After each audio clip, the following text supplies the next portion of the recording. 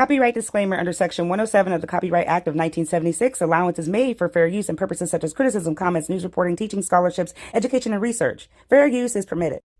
The saints Cosmas and Damian were early Christian martyrs who were, according to legend, practicing medicine without payment. Therefore, they were represented to the public as medical idealists. These so-called miracle saints, Cosmas and Damian, took the transplantation of a black leg onto a white man.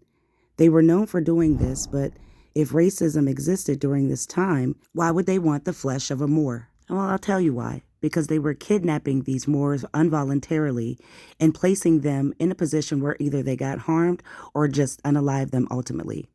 They took the limbs from these healthy enslaved people, even if some were not, kidnapped them and put their limbs on the other white man who was suffering from an illness at that time.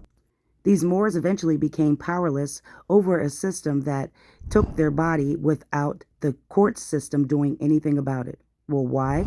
Because not only did slavery exist, but the enslavement of the Africans and Moors had an effect to this. They were even known for taking animal parts and creating different bodies to create different forms just as experiments.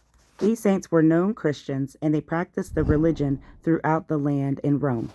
In the 3rd century, I believe, the judge ordered them to be thrown into a large fire, but the flames leaped away from them and unalived many others that were standing around watching the persecution.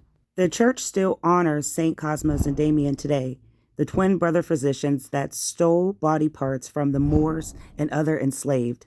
They also lured them in by having trusting spirits and giving them control and power to assist all over the Roman Empire, but that quickly backfired as they started harming these Moors and taking their body parts, whether they were healthy, in the position to pass or not. And remember, history can be rewritten any way they want.